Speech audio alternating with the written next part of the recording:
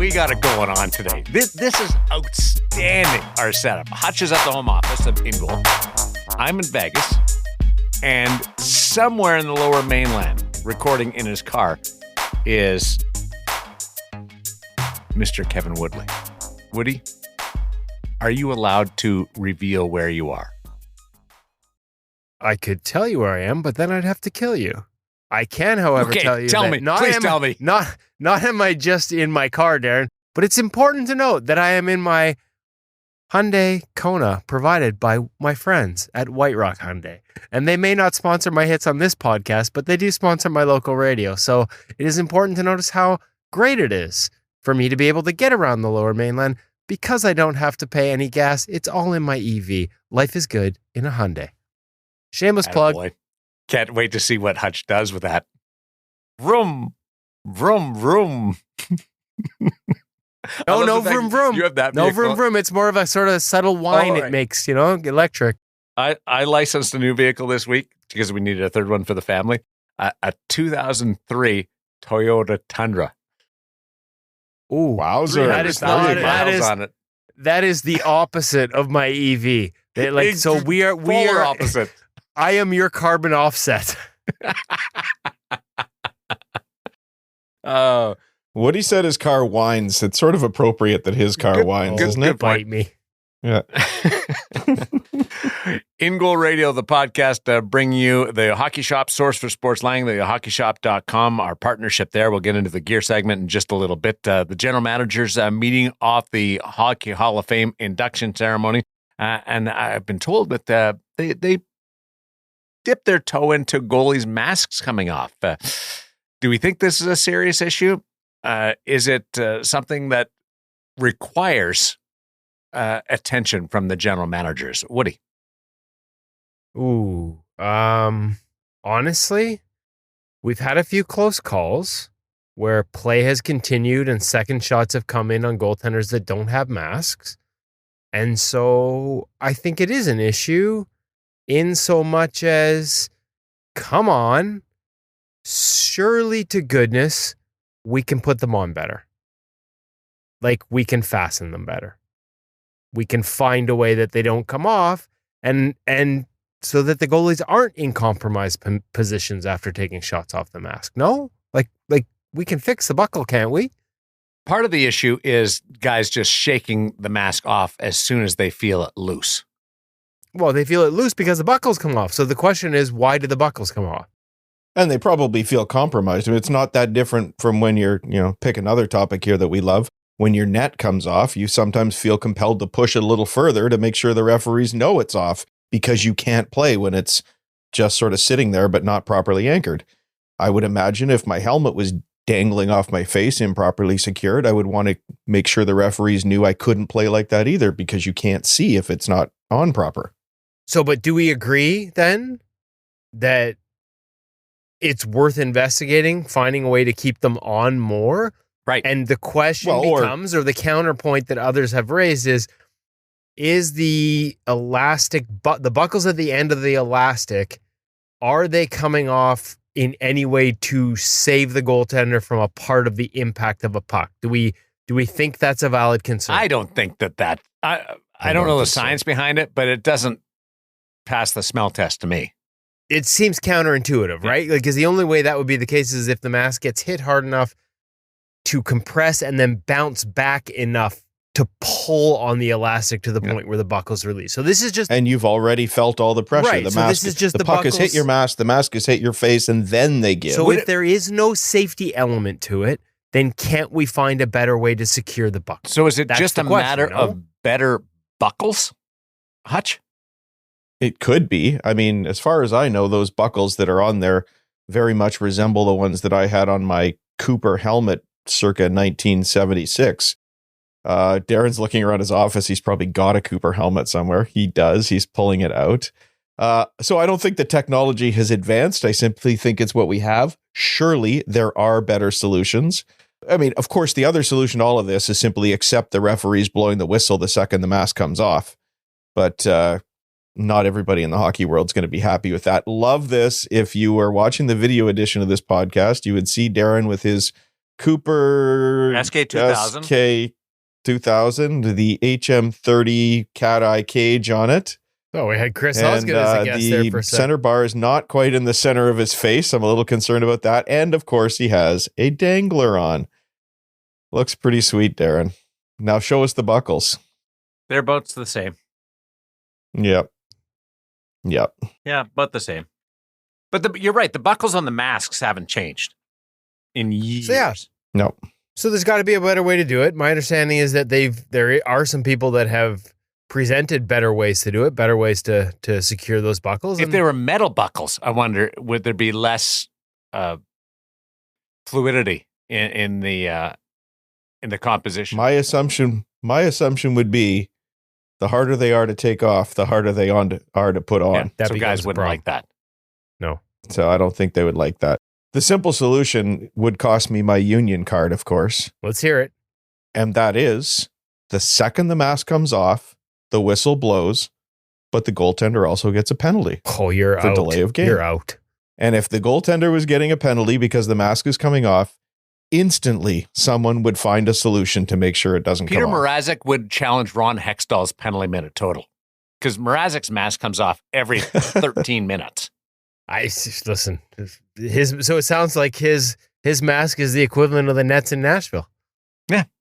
Good point. Oh. What about goalies wearing chin straps? So if the buckle come off and the mask's loose, the chin strap will hold the mask somewhat in place. Goalies don't wear chin straps. Yeah, you're right. It's funny because I always do. I've always had them. I always thought it doesn't do anything. But you're right. Like that ability to just shake it off will get a little tougher.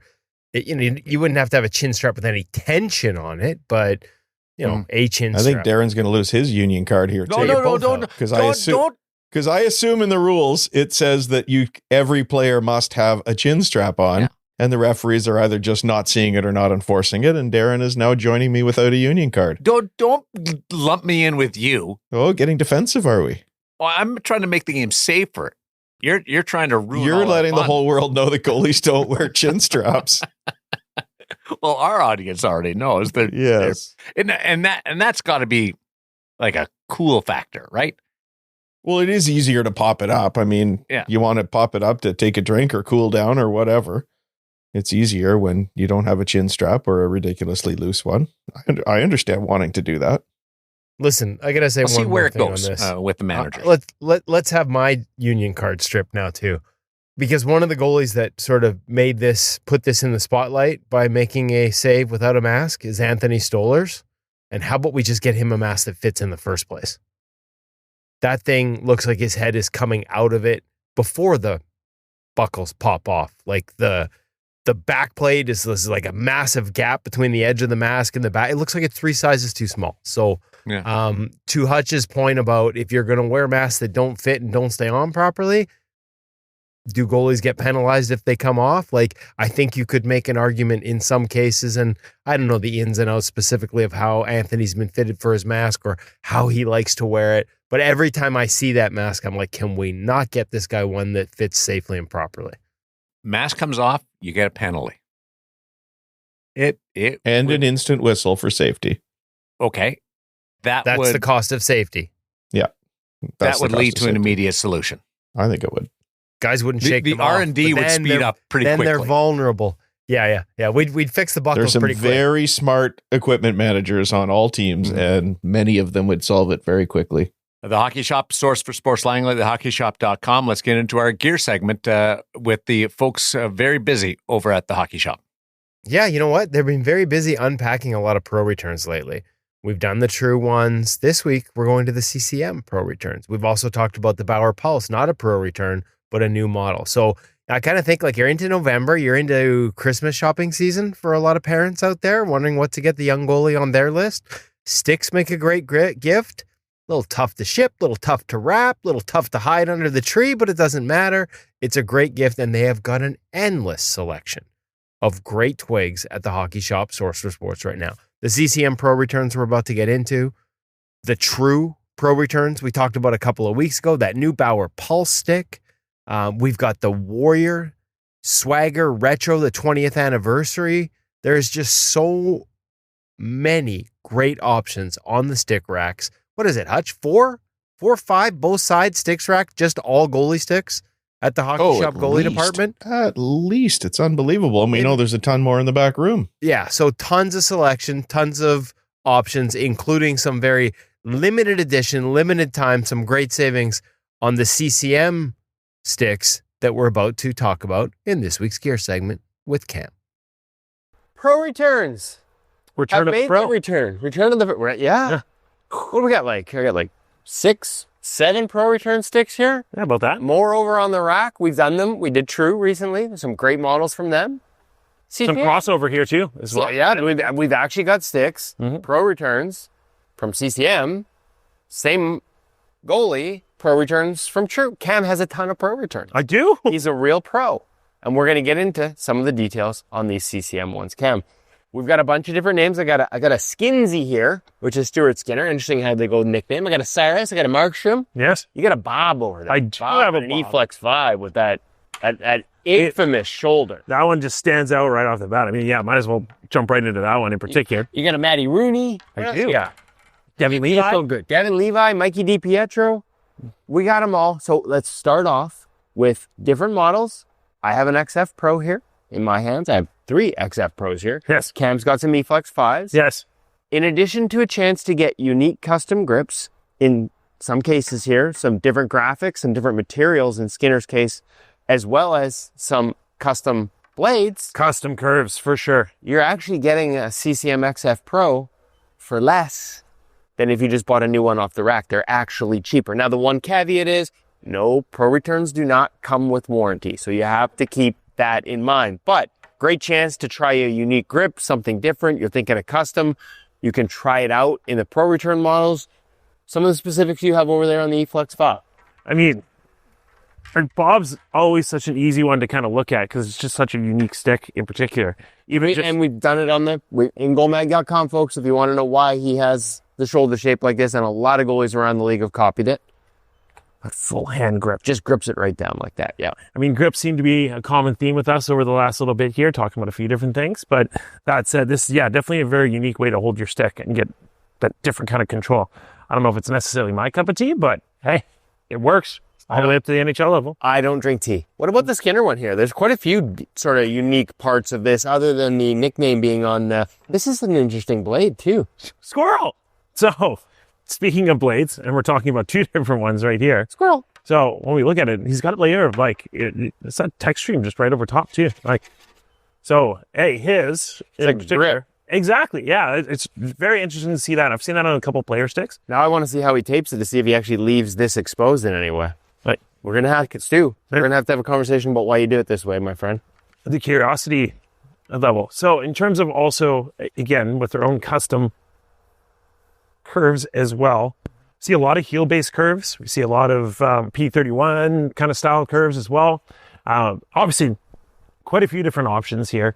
Definitely some unique colors as well. I mean, looking at that Sorrow stick, I think that one pops like crazy.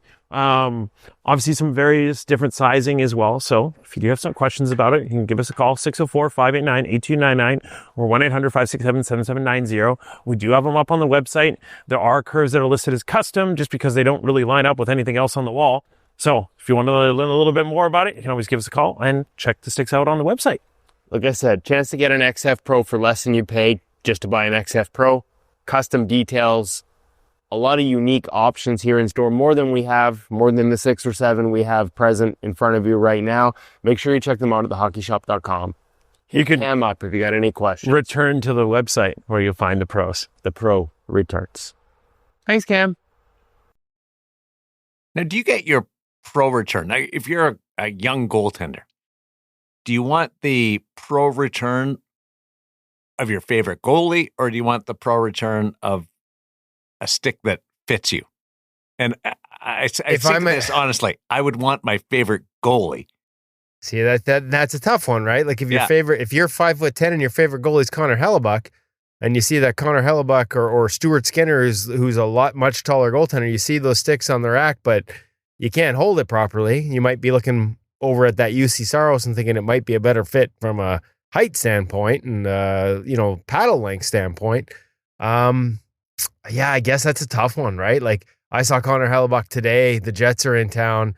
And there were some kids that got to meet him outside the locker room afterwards, and they had jerseys and stuff like that. That to me, that's where like, if you're looking for merch or like a memorabilia item, like the actual like pro return stick with a signature and throw a little get them to throw a little tape TJ on there for you, so it looks like it's almost game used.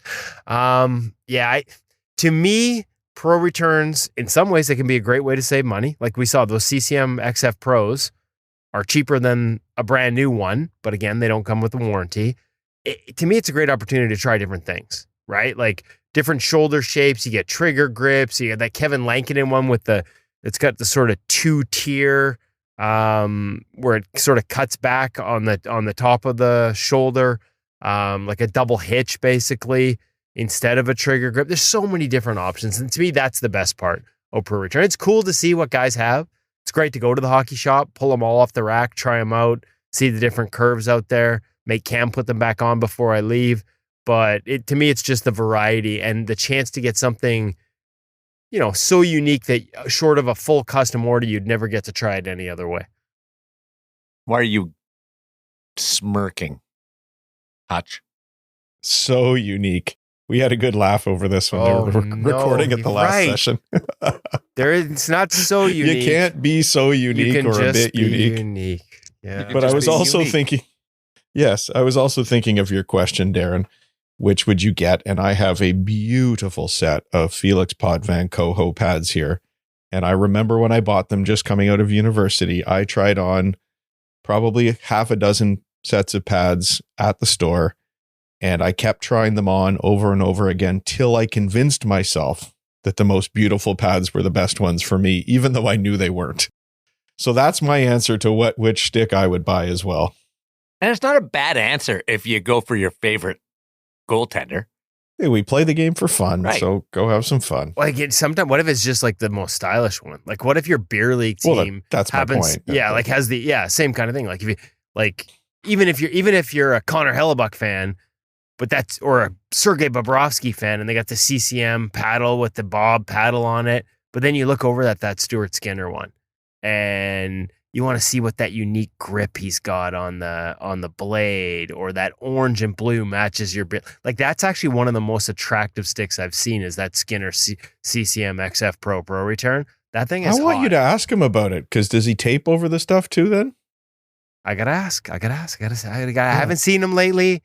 Things the way they're going in Edmonton right now, probably not the text message I want to send right now. Hey, can you tell me about your grip on your spray on your blade? We'll wait till we see him in person. Fair. But yeah, that's definitely on the list of questions to ask Stuart Skinner next time I see him.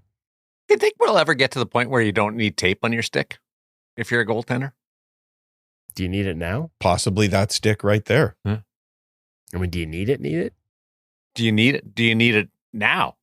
That's what I said. Or is it just tradition?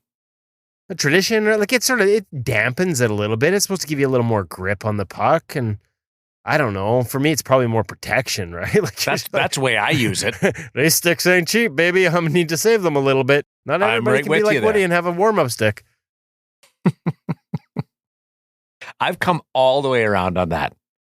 You have won me over. I went from mocking you loudly in your face, behind your back, to the side, everywhere, to now.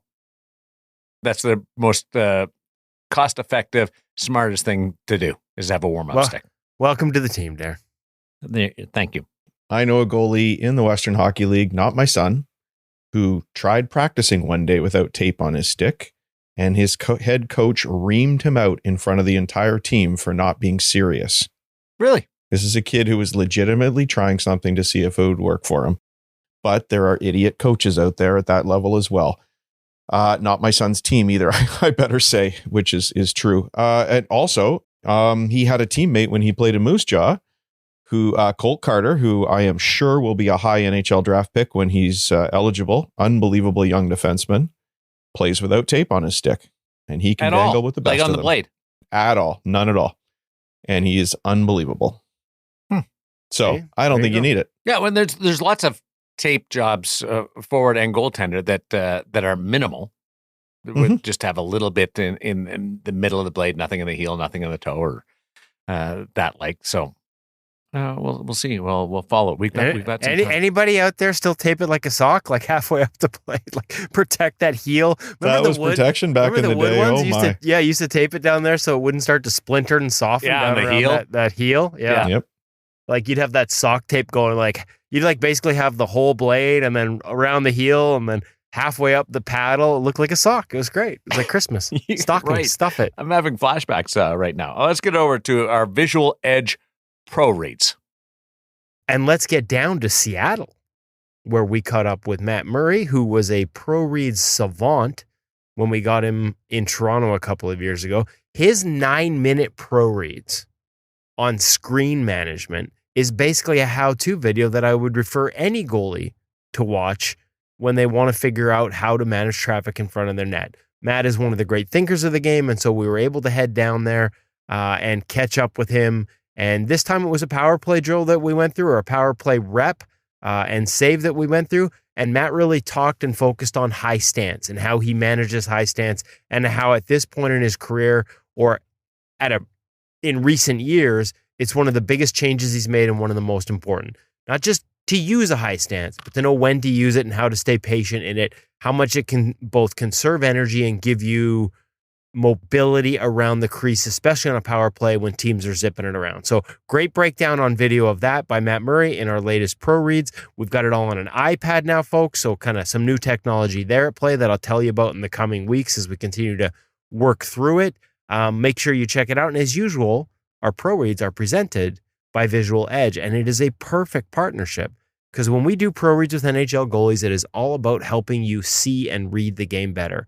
And our friends over at Vizual Edge are all about making sure you see the puck and have the ability to process what's going on around you better through better vision training, better cognitive training. Jordan Binnington has told us he uses it as a cognitive training tool. Goalie coaches like Mitch Korn, the legend, Mitch Korn, director of goaltending of the Nashville Predators, says the difference between a top-tier goalie and a lower-tier goalie is so small, often just 1 or 2 more saves a game. A small percent of improvement can make a huge difference. In my 34-year NHL career, I've always searched for a platform that improves the eyes, improves the processing, and makes the training quick, convenient, and effective. Vizual Edge does it all. If Mitch Korn believes in it, it's worth trying for you too. Make sure you check it out, Vizual Edge. You can get a discount using the code InGoal, all caps, 10%, or if you are a subscriber to InGoal Premium, go to the latest ProReads and get your exclusive members-only discount of 20% on Vizual Edge. Make sure you check it out. Best of both worlds is, of course, see the game, read the game better through ProReads, see the puck, read the ice better using Vizual Edge. Can't wait to check that out with Matt Murray. The parent segment brought to us by Stop It Goaltending You, the app. Before we get into 5 ways to add fun to goaltending, what's happening over at Stop It Goaltending? Well, speaking of best of both worlds, the best part of Stop It, well, not the best part, because there's a lot of great parts of the Stop It Goaltending You app, but getting a subscription to InGoal Magazine Premium, like you see how it all ties together? You get a subscription to Stop It Goaltending you get a subscription to InGoal Mag Premium, then you get a discount through the subscription to InGoal Mag Premium to Vizual Edge. We are all about saving you money at InGoal Magazine and helping you become a better goaltender. And if you subscribe to the Stop It Goaltending You app, you get all the knowledge from Brian DeCourt and his staff. 25 years in the game. He's done it all. Goalie coach in the NHL with the Boston Bruins. Goalie scout with the Toronto Maple Leafs. Goalie director with the Arizona Coyotes. And now goalie director with the Detroit Red Wings. His son, Joey DeCourt, of course, plays for the Seattle Kraken. All the knowledge that has gone into them building the Stop It Goaltending business is packed into the app. Each week you'll get quick 1-minute daily primers. You can just digest instantly first thing in your morning to help you get better. There's videos, quick videos, full videos, drills every week. And like I said, a complimentary subscription to InGoal Mag Premium with every subscription to Stop It Goaltending You, the app. Make sure you check it out at the Apple Store or Android, the Google Play, wherever you download apps, you can find it. Stop It Goaltending You. Hutch. This week, you will be hearing our feature guest, Carter Hutton, talk about a lot of great things, but I loved his points about being a goalie dad and him reminding us of what really matters, that your kid should enjoy playing the position. So I thought I'd hop in with 5 ways to add some fun to being a goalie for parents. Goaltending comes with enough pressure all on its own, guys. The last thing we want to do is add more. So today, let's look at a few simple ways we can put some fun back into the game without losing the focus or the commitment that makes young goalies proud of their effort. Number 1, mix in other sports and activities. We say this a lot, but that's because it matters. Your kid is more than just a goalie. They don't need to be in goalie mode 12 months a year. Another sport, even at the recreational level, gives them a different outlet. It teaches body control and, most importantly, gives them something that is simply fun and not performance-based. Other hobbies and activities as well can contribute to their sense of identity. If hockey is the only thing in their world, it can start to feel like pressure instead of joy. And even if it feels like all hockey all the time is fun now, trust me, one day you'll be glad to have more. Number 2, make your pregame routines enjoyable and not heavy.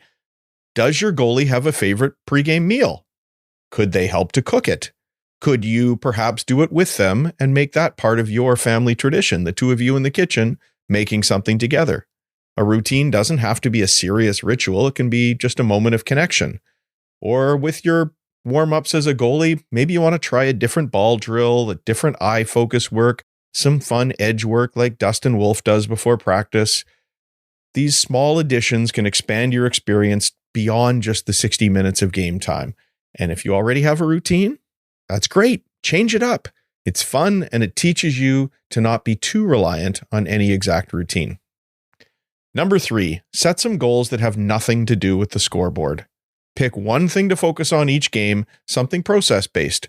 Maybe it's battling for loose pucks, handling a dump in and making a good play to a defenseman. Maybe it's working on that high stance that Kevin Woodley was talking about from this week's ProRead. Ask them what they're working on as a parent and offer to watch for it. They will love that you're engaging with them. The point isn't whether it works every time. The point is trying it. And when the game is over, celebrate the effort of trying, not that they executed it correctly. The fun is in the trying. Be specific about when you saw that effort, and they'll be even happier that you're focusing on them. That is one way that confidence can be built as well. Number 4, encourage connection on the ice. Goaltending, guys, we know it can feel lonely out there. I'm on the introverted side of things normally, but around the rink or on the ice, I go out of my way to open up more. If your goalie feels comfortable chatting with teammates during a warm-up or after whistles, giving fist bumps, maybe even saying a quick word to a defenseman after a tough play, that interaction can make the game feel lighter and makes them feel more part of things. Communicating during the play as well helps. Simple warning of a forechecker, a guy on the back door, or even a cheer for a great effort helps. Not every goalie is an extrovert, but even a small bit of connection can make the position feel a little bit less isolated. Finally, 5th, after the game, celebrate the experience and not the score. Ask your goalie one simple question. If the score didn't matter, what did you like about your game today? And if they say nothing, which is what a lot of kids do, when we ask our kids what they learned in school that day, try this. Give me one story, just one. Maybe it's about a save. Maybe it's about helping a teammate up. Maybe it's a funny moment that happened on the bench. You might need to prompt them with a question about something you saw. But the point is to share the experience and not evaluate it. And yes, sometimes that story is best told over ice cream. The truth is, if we only celebrate wins and shutouts, we miss what the game really gives us, and that's confidence, creativity, friendships, resilience. If kids learn to value those things, the results will take care of themselves, and the love of the game will last a lot longer. So as you listen to Carter Hutton this week, remember, joy and development are not opposite ends of a spectrum. They're supposed to work together, guys. I like the idea of celebrating the experience. I think we need to celebrate what we want our child to get out of the game. And at the end of the day, it's not about wins and losses. I cannot remember a single score from a minor hockey game I played as a child, but I remember lots of experiences. I can't remember a single score from when my kid played minor hockey, but I remember some great times in the car, seeing him learn new things. I think we want to celebrate those things. We get so focused in on the score, and so many kids and even parents evaluate the success of a game on whether they won or lost, and that's just sad. It's good advice for us beer leaguers too. I'm thinking of my Do Monday you celebrate night the skate. experience? I try to. sometimes I get too caught up in it. And that's something we should do in as our well. 50s, yeah. Mhm. I don't know how much longer I'm going to be able to do this. I should just do it every time they let me. Well done. That leads us into our Sensorina feature interview with Carter Hutton. But before we get to that, a message from Sensorina. What a great week for Sensorina, guys. NHL Sensorina 26 is now out. It's got some killer new features. It's on sale, and InGoal can help you get it even cheaper. That's right. This incredible VR tool for goalies that is so good that NHL goalies use it, even between periods of actual NHL games. It is now available with more features than ever. NHL Sensorina has updated always. Every month they brought us new features, and every time they bring us an annual big release, and this is it. You get to compete with and against NHL pros. Check out the email we sent this week to see how realistic they look. You can earn and collect player profile cards. They've got a new enhanced 3-on-3 mode with full teams, a full season, new face-off features. You can build and manage a team. You can take control of your roster and chase season-long championships. The new game flow, which is so great for goalies. Now you can save shots from shooters from BU, Yukon, Avalanche. It's just unbelievable. And the new Dangle Pro is a great way to practice your stick handling, even if you're a goaltender, by dangling around things in mixed reality. The NHL players in this look so realistic now. It is just incredible. All of that comes with faster reads, smarter AI, louder chirps, and real NHL energy. So check it out today at Sensorina.com. And don't forget to use the code IGM50 to save on top of the amazing 50% off deal they've got going right now. So I got to say, walk us into Carter Hutton. Well, before we get there, Darren, I got to say, like, the 50% off, that's all great. Them getting the license to the NHL to use the player images means that anyone can now go on the ice and take shots from the Vegas Golden Knights, just like Darren Millard does. But unfortunately, you can't flip the script. I was really disappointed to see that you can be a shooter and you can shoot on Aiden Hill and you can shoot on Akira Schmid, but Darren Millard is not in the game, as they say. Could you fix it, Sensorina? We'll work on that, Darren. We need you to get NHLPA license before we can include you in there, but that would have been good. So had to have a little fun there, just like we had a lot of fun with our friend Carter Hutton. It's been a couple years since we caught up with him. I would highly recommend. I think it was around episode 205. If you haven't listened to that one already, that was towards the end of his career. Some great takeaways and lessons there in terms of, his career path, some of his early inspirations, some of the evolution of his game. And this week, we get into what he's been doing in the couple years since he retired. He is doing some coaching in Thunder Bay with guys like Matt Murray and Mackenzie Blackwood and Colin Zulianello, the goalie coach now for the Seattle Kraken. He's got a young 8-year-old who plays out, but also is getting interested in goalie as well. So that advice from somebody who carved out a 12-year career that not everybody saw coming in the NHL, had a ton of different experiences in the show, and is now starting to transition, was exposed to some great voices, some coaches like Mitch Korn, is now transitioning into the other side of it. Just there's so much great advice and takeaways in this one. It's a can't misser. Carter Hutton is doing some media stuff too. We talk about that. We get into all of it in this week's feature interview presented by NHL Sensorina. Really excited to welcome back to the InGoal Radio podcast, Carter Hutton, who is carving out a career on my side of the fence in the media. Nation Network, Daily Faceoff. He's got a show that you can't miss. Make sure you check it out, as well as does some work on NHL radio. Carter, how you been, man? How's that treating you so far? How do you like this side of it? Is it easier or harder than standing in front of 100-mile-an-hour slap shots some days? You know what? Honestly, at times, Kev, it's easier, because I don't have the stress of how my body feels. But then you have the stress of knowing that everything that is going on. And I start to think back of how I could really keep it simple, right? Just stop the puck at times. And, you don't want to overcomplicate it, but it's been honestly really good. It's been a good transition. We've been home now. This will be my 4th season done. So 3 full seasons done. I kind of tiptoed my way into it. My wife went back to work. And for me, it kind of organically happened. Amo, he left Sportsnet, came to the Nation Network, loved me, brought me on, and things have been great. So I really enjoy it and trying to get good at it, trying to learn from guys like you who've been doing it for a while.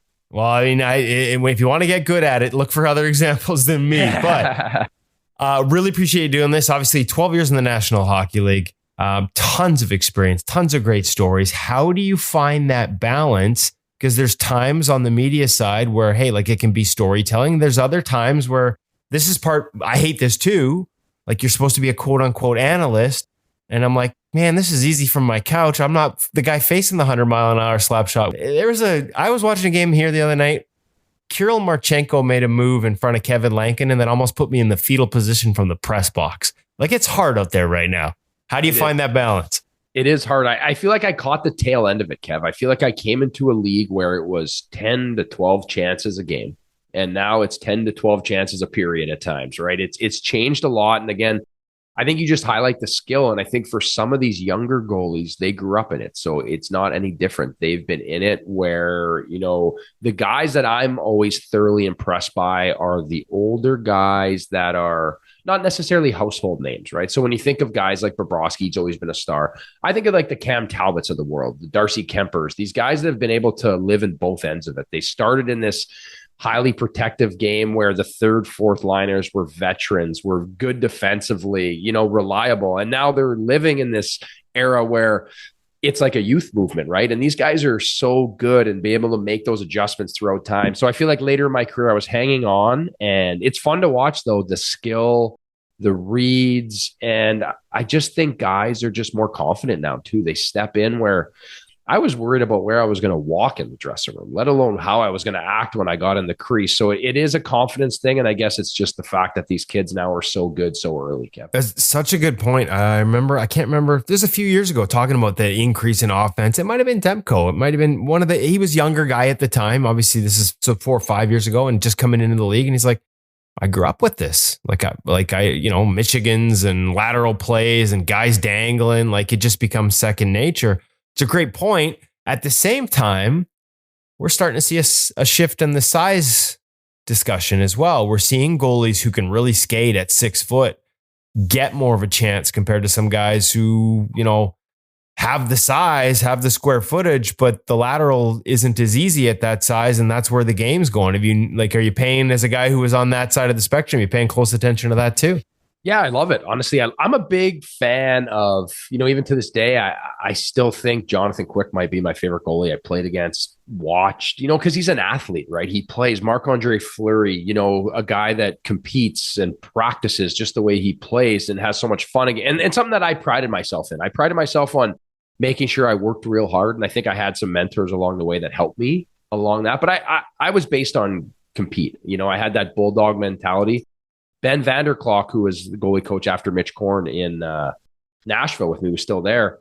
We used to have this conversation about like defining ourselves and how do we define ourselves. So he kind of would write this thing at the start of each season for me, a definition of what made me good. And a big thing that we talked about was like the bulldog mentality. It was just that compete factor, whether, you were dead on a play, you didn't give up. And again, something that I valued so much. So when you see some guys, not that I want to take away from guys that can make it look easy, because there's an art to that too, right? There's an art to what Connor Hellebuck does. There's an art to, the bigger size guys, and that's an advantage at times. But when I see the Jet Greaves and I see the UC Saros and Dustin Wolves and these guys that are just elite athletes and skaters, I love it. And it's a good example for people to understand that if you work hard enough at anything, you can master it. Yes, you don't have that size advantage, but you can be better in everything else and make up for it. I think that's what we're seeing firsthand now, Kev. Do you think too, some of the goalies that maybe, as you're coming up, maybe lower levels, like the size advantage, you can play a little hit me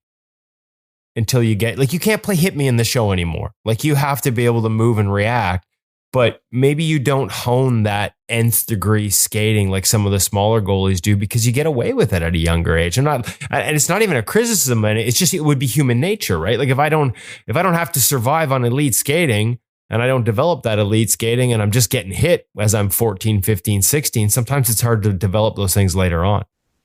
Yeah, and working with younger guys and being around the game still, as my son plays and my daughter plays, it's like learning to do things right too, right? Not relying on size, because at some point that levels out, right? So there's always going to be the advantage of the kid that's 10 years old and all of a sudden he sprouts up and he's bigger and stronger, but that's not always going to be an advantage. So when I look at those guys, it's just being well-rounded. And I think being a well-rounded athlete in person, and for me, I'm a big believer in other sports. Like I look back to my baseball playing days, and I played a ton of baseball, and arguably at a time where we had one AAA team in Thunder Bay, the Thunder Bay Kings, which is like the big organization to play for. I never played for it. I played for the AA team. And not to say that playing for them or not playing for them is the answer, but I learned so much from other sports, playing baseball and being competitive, and almost learning that when a door shut on me, it wasn't the end of the world, right? I learned how to work through it. I learned how to manage that. I wasn't, at the American League level or NHL level, if things didn't go well, I wasn't calling mom and dad, or I wasn't calling my agent to complain about somebody else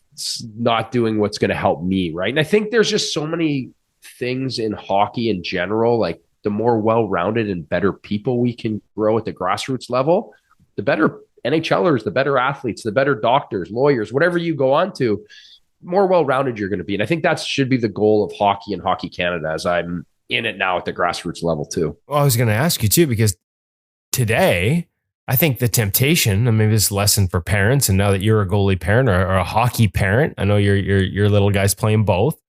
That temptation, I think, if your kid was playing baseball and he doesn't make AAA in hockey, would be to pull it. They'd be encouraged to pull him out of baseball and focus just on hockey, and obviously not how you would do it.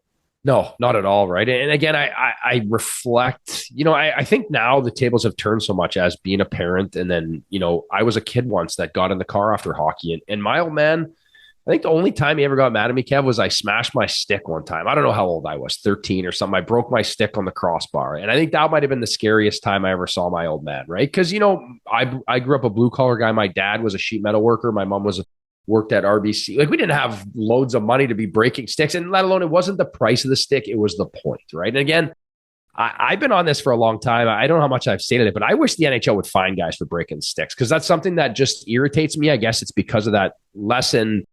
We're role models and we want kids watching. I feel like it's just such a poor act to do, right? Yes, the sticks are free, and yes, but that's the point is, you be a professional. And as I got off on a tangent there, but when I think about I love it. I think about my career, and I think about getting in the car, and I try to prioritize that with my son. And my son's a good little hockey player, right? And my wife played Division I hockey, and we've been around the game. We get in the car, we don't talk about hockey. We just talk about if we're going to get a slushie, or if we're going to go grab a bite to eat, or what buddy's house we're going to go to. And there's a time where it happens where he wants to watch the highlights, or we're watching a game together and he's picking my brain, but I'm not forced it down his throat. And I think my ultimate goal with kids and with hockey should be protecting their innocence around the game.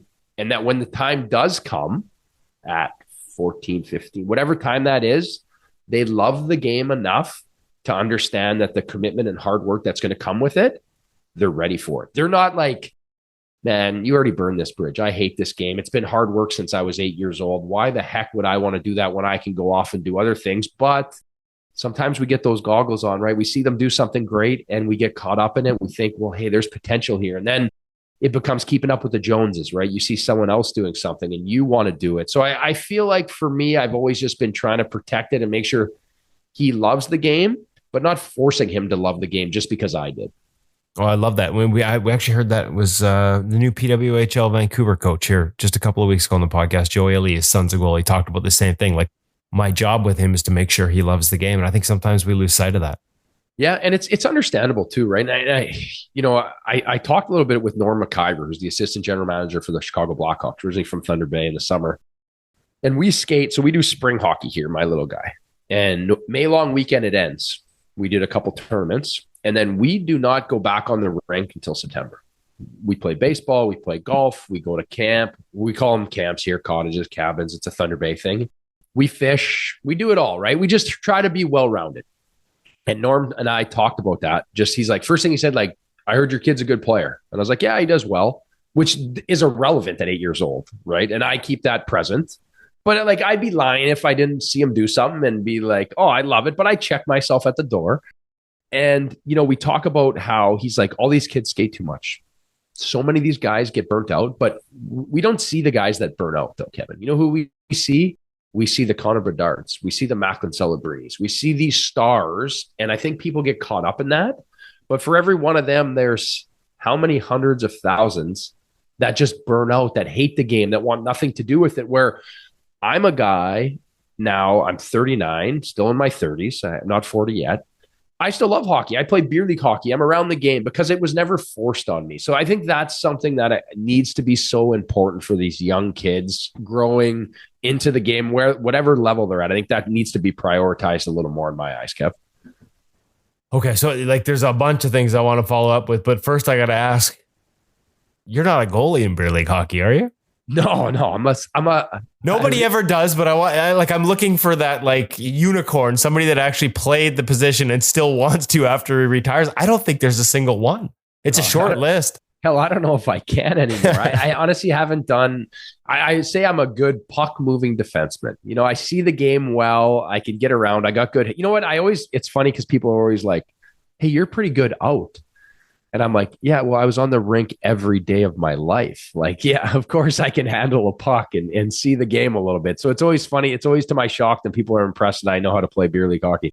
Why do you think it is that nobody goes back and goal? I think I know the answer from other guys over there. Is it just the physical toll of I think goaltending? So. And I guess for me, it's like if I jump in there, you know, I'm going to have this memory of being capable of doing all this stuff at a high rate. And then you're going to get in there and then it's suddenly you're going to be like, man, I'm not as good as I used to be. Why am I doing this? You know, you lose that competitive edge. So I guess for me, that was always the fact. And people always ask me to play goal. And I'm like, I'd have to take league minimum. Your beer league team can't buy me. I like it.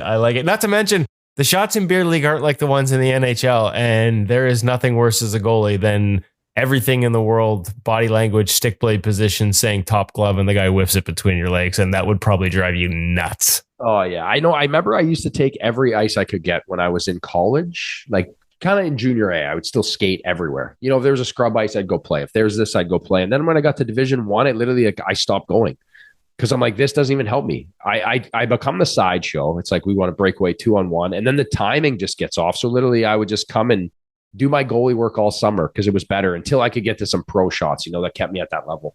Okay, you and Colleen, we talked about Thunder Bay. You and Colin Zulianello now with the Seattle Kraken as their goalie coach after being with their farm team the past couple of years, run camps. You talked about fun. I know it's something you're just kind of dipping your toes into. It's not like a full-time business or anything like that. It's you giving back at this point. But where do you find those lines that depend on the age of the kid, like balancing the fun with the learning? And is it just a matter of the individuals being different, the ages being different? You have to approach it uniquely with each one? Yeah, I think so. I think as you get up, and you also got to recognize your clientele too, right? Like you got to read the room. And I feel like that is an art too. And I think something that, you know, as I reflect on my career, something that I became almost a bit of a room psychologist too, right? For the team, because you're on the bench and you got, you know, say if I'm sitting by the D, you got 6 defensemen all have different character traits, and misery loves company too. If a guy's having a tough night and I'm not in a good mood, I could jump on his back and be like, yeah, this sucks. This is BS. You got put in a tough situation. Or I could be glass half full and find a way to like save him. And I think that was an art that I had around the game too. And I think as I reflect on my career and you like talk to people and they're like, you know, I don't know if anyone ever really said anything bad about me, because I feel like as a goalie, that's so controllable. Because who are you really competing with? Like, I truly don't even think you're competing with your goalie partner. I truly think at the end of the day, you're competing with yourself. Like if you're like the best goalie partner or you hate your guy, but if you're not getting the job done, they're going to get rid of you at some point, right? You have to perform. And I think it is a skill and an art to be able to work a room, right? Like, not that you're being fake by any means, but I think you can be supportive and be an asset to your team and to your goalie partner. So I feel like as I transition to this coaching side of it with Colin and our giant goaltending, I've just learned how to have like one-on-one talks with the kids as they get a bit older. You know, you're talking to a 15-year-old kid that's on the AAA team and he's like worried about Johnny making the team over him because those two are on the team. I'm like, but Johnny's over there working hard. Like you can't control what he's going to do away from the rink. You can only control what you're going to do. Right. And again, 2 big things that I talk with my kids about just on a daily would be like effort and attitude. Like those are the only controllable things you can control, right? Like you get analytics, right? As a goalie, I can't control what's going to come at me, right? I can't control if I'm going to be, who was it the other day? Sam Earson had 13 shots and lost in overtime, gave up 3. Or you could be the guy that got Wallstad who had 40 shots and you got a shutout, right? So I feel like that side of it, when I learned to compartmentalize, I'm always just going to put the best version of myself forward every day and put in the work so I know I checked all those boxes. Then whatever situation I get thrown into, I know I'm prepared. And I feel like that's what I try to project on the kids as they get a little older and as they don't get caught up in what's going on, get caught up in yourself and how you can improve and how you can get better. Because at the end of the day, if you want to be successful in anything, Kev, there's really no shortcuts, right? And I think that's where this game is so good and helps guys really develop into men that you want to be successful. When you talk about, being a locker room psychologist and bringing the right attitude to it, is consistency a part of that? Like understanding, again, without being fake, but knowing like, hey, like this is part of my job is to not walk into this room with a cloud over my head because I haven't played in 5 days. Yeah, 100%. And it's human nature to have bad days, right? I'm not going to say here like I'm walking in like tippy-toeing, being happy when things aren't going well. But I also think that because of my earlier days of I didn't have a lot of success at higher levels and being cut from AAA teams and, I was never like this silver spooner.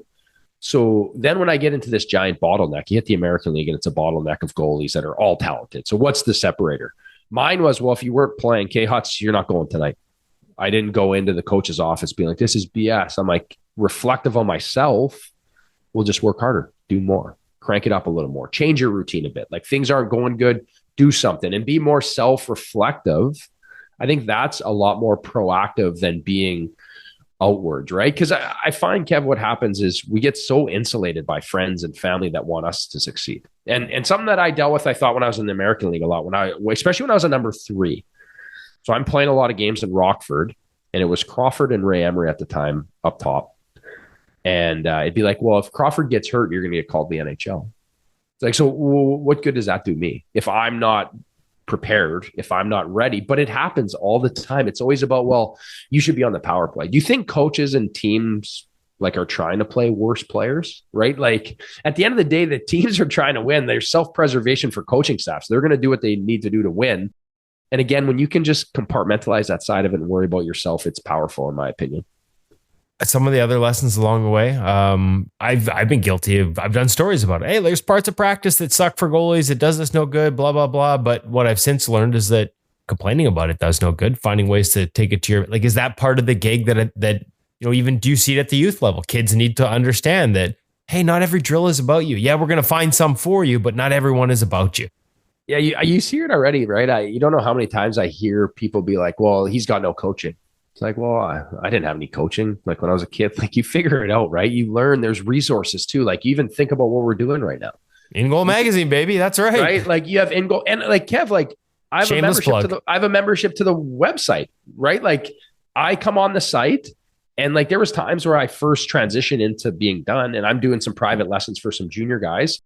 And I'm like pulling stuff off your site. Like there's resources. It's just, are you going to put in the effort? Are you going to, in a day and age where everything's easy now too, right? Like everything's on our phones. We could, like I joke around like the Amazon guy, like, you can get whatever you want so fast, but who's going to dig in a little more? Who's going to do a little more work? Because becomes a separator, right? Like talent is only enough, right? Like you got to put in work and there's really no shortcuts when it comes to that. You talked about Chicago and then obviously you end up in Nashville. We talked about this on your show on Daily Faceoff. Like it's Hall of Fame weekend. Can I get you in the union of we need goalie coaches in the Hall of Fame? I think so. I think of that now. Like we have kids at our camps in the summer that like the parents will be like 11-year-old. And they're like, well, we didn't have a goalie coach this year. It's part of the staff now. Like majority of teams have guys. It's revolutionized. It's made careers. It's won Stanley Cups. It's been a huge part of the factor. So I'm definitely on board with it. I think the names that we talked about, when you talk about Allaire, you talk about, obviously someone near and dear to me, Mitch Korn, what he did for my career and some of the eye-opening, for me with Mitch, some of my most important conversations might have been the hardest ones to hear. where he's very black and white. And there was a time where I was stumbling a bit and there was no fluff. And I feel like sometimes in hockey, it's like, hey, you're doing good, keep up, you're going to get a chance. And next thing you know, you slowly filter your way out. But with Mitch, it was always, there was a line in the sand. It was like, hey, you haven't been good enough. Like, you have to be better. You're not going to be here anymore. And at times you're like, there's kind of that fight or flight response, right? And that's where you talk about that insulation of the thing around you, of people. Guys like that are so important for goalies. And I think he's done such a great job throughout his career. And now you think about how many guys he's mentored along the way that are great goalie coaches too, right? It filters down, it bounces out for years and years to come. So I do think they are builders. I don't know how you would represent them in the Hall of Fame, but I coaches, but I do believe they earn a spot. Does that mean you're a child of the corn now too? When we talk about, there's a lot of them, eh? Well, yeah, there is. Even Mitch, to this day, we still are in contact all the time. So he was great to me and my family. And again, I look at, like, I was playing, he brought me in because Poyle had Rene and they wanted a guy on a cheap contract. And in the 2 years against Milwaukee, I was like 11-2 or something in the minors. So him and Ben Vanderklok loved me. They gave me a chance. And next thing you know, we're talking about a 12-year NHL career I had, right? Yeah. The game constantly evolves. It evolved for you. It evolved around you. We talked about how different it is by the time you left versus when you came in. And Mitch, after all these years, still does his summer camps. And I always just like, come on, man, like the driving one city to the net, like that's a lot. Always talks about learning from the kids. Is that something, like, are you still learning when you're out there from the kids? Like, because the game is constantly changing. As much as you're out there to be a coach, can you learn as well? For sure. You learn from the kids, you learn from goalie partners, you learn from everywhere, just being around the game. I think that is so important because, again, it is a day and age where, well, like, we're not far removed from a guy doing a Michigan move in a game and everyone being like, well, we got to slash him or snap on him or everyone's mad about it. Well, now that's like part of the game. And RVH is like all these different things, all these save selections and where it's at. So I feel like being open to your game is one of the most important skills you can have, right? I look back on my career. I remember trying to talk about RVH with Jimmy Corsi, who at the time wasn't an RVH expert when I had him in St. Louis, right? But Jimmy was awesome. Jimmy helped me with so many different things. I remember getting a lesson from Jake Allen on like glove side RVH because I struggled on glove side, right? Because the stick was easier. I used to just grab my post, use my stick to kind of navigate me. And I'm getting a lesson in the NHL from my goalie partner. So like at youth ages, this is something that should be fostered, right? Like you're not competing with your partner. You're learning together. You're growing. And yes, there's healthy competition. Like you want to play, you want to be the guy, but you don't need to be undermining. And I think that's something that's so important just in the learning curve of goaltending. Physically, I know you started working with Maria Mountain during your career, and I'm going to remind everyone in the show notes to go check our first interview with you. It was about 3 years ago, towards the end of it. The reverse is something that puts a lot of wear and tear when you're on with these kids. I guess the example I would give is, USA Hockey's talking about a butterfly count the same way we do a pitch count with kids. Like, do you've experienced the wear and tear. Now you've got a young guy that's coming into the league. I just had this conversation with Matt Murray, another Thunder Bay guy, about just how, much wear and tear was done on his hips at this age. Is it a discussion we need to have? Yeah, it's funny. I ran a skate. I run a few skates here for Matt and Mackenzie. Like Zuli does. So me and Zuli kind of bounced it around. And I was thinking, I remember we got off the ice one day and Matt's like, man, that was awesome. You get it, right? Like as a goalie, it's like, there's a time and a place, and like August 15th ain't the time. You know what I mean? Like, it's like, especially where those guys are at in their career. So I do think it is something that's important, right? You need to learn it and it needs to be structured, but it doesn't need to be overused. And it did become this factor where it was when it first came in, RVH. And then you see bad goals and you see the overusage. So I think protecting kids from themselves at times with the knowledge we have is important. I think it's something at the grassroots level, again, just being cross-trained, like learning other things is so valuable to becoming a better goalie/athlete. Okay, so last one, because I know you're really good at this, because I've heard from Matt Murray, and we had Blackwood in town here last night with Colorado. What's the, like, I've watched the shows on Daily Faceoff. You're so good in that environment. You're enjoying coaching. Where are you at with long-term stuff? Is it all about family right now, or is coaching? It is all about family. Coaching something you see in the future? I think so. Like what's funny is when Zuli took the job in Seattle. So Andrew Allen is part of their coaching staff. Yep. With goaltending. And Love Andrew Allen. Jason Botterill is there as well as a general manager who I had. Jeff Camilio is their head equipment manager. So lots of ties. They mentioned it to me, if I would be interested. I've had some calls before to the Hawks with goaltending. I guess right now is just the travel. This is so convenient, Kev. Like right now you're what I mean? You're out on the coast and we're sitting here talking Goalies.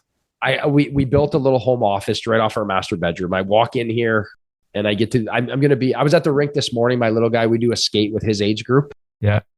I skate with my daughter, my son. We got I'm just in it right now. And I just don't know where the heck I would have the time to get a real job. I just love it. I'm so fortunate. So as for right now, prioritize my kids, my wife, her career. For a lot of years, she sat at home and helped, not to act like we're hard done by, right? We were paid very well and it kind of relieved the pressure now. But now it's like, I just don't want to give this time up. Even now, like we had my son's 8th birthday party yesterday. And I'm like, where the hell did 8? Like, how are we at 8? And I've been involved in everything. And it's like, where did it go? So I think that's my priority right now. I love it. Hey, listen, enjoy it because it's a great priority to have. And pretty soon you're not going to believe how fast it goes. You're going to be like me, where all of a sudden my youngest is 18 and she's out the door going to college. So there'll be plenty of time for the other stuff later. I love that you found this balance in life and still have this passion for the position. And I can't thank you enough for spending time sharing it with us today. Hey, no problem, Kev. Anytime. I always love coming on. And again, I'm always learning from InGoal. So that keeps me sharp here. Iron sharpens iron, right? And InGoal's my iron. Okay, there we go. So I'm going to be clipping that and using it as promo material from now on, just so you know. There we go. Thanks, Carter. I like it when Carter's on the radio. He's good. Turn it up a little bit. Yeah, he's good at what he does. Does him as Nation Network, Daily Faceoff, as well as some NHL radio on Sirius XM. So, yeah, anytime I hear he's coming on, I like his show, the stuff he does on Daily Faceoff. He brings great insights from his career, but he's also a guy that keeps studying the way the game's going too. I love that. Cool things. And Carter got a lot out of his game, right? And he squeezed every last ounce and was creative and appreciative, I think, along the way of the opportunities that he was given. And he never stopped working to make sure he got more of them. Mm-hmm. Never stopped working. There's some great lessons there. There's some hard lessons there. There were some takeaways in there about for parents about, how you look at the game and how you talk about the game after. And, yes, different things can happen in front of us that are out of our control, but should we focus on them in those conversations? There was just a ton in there from a guy who's been through it, and been through it from a work hard, no nonsense approach. Maybe, I'm not saying the kids today are coddled, but just the way he talked about the language and how we approach some of those conversations, I thought was interesting. Between Carter Hutton and David Hutchison, some great lessons offered today on InGoal Radio, the podcast. And we started off with masks and buckles. And we got to make sure that Woody's buckled up as he heads on into the rink. What do you got going on in front of you right now? What's ahead of your day? Well, I'm going to unbuckle and go into the physiotherapist and a little appointment here to see if we can put my head back on straight because she's a little crooked these days. And then back to the rink to watch Connor Hellebuck. Make sure they put the bolts back on the right way. Yes, I will. Up there. Hutch, good to be back with you too, buddy. Great to be back. And I'm about to head into a meeting where 2 different associations in New Brunswick are going to be sitting down with me and learning all about what they are getting from InGoal this year, because their associations have purchased memberships for their goaltenders, as quite a few associations have across North America now. Real growth in the program. If you're a goaltender or a parent and your association isn't supporting you with InGoal, you should ask them why. Well said. And then don't be afraid to get in touch with us over at InGoal. How do they get in touch with us? info@ingoalmag.com. It's easy peasy. We'll talk to you next time. Or podcast or parents. Talk to you next time on InGoal Radio, the podcast presented by The Hockey Shop. Source for Sports Langley, thehockeyshop.com.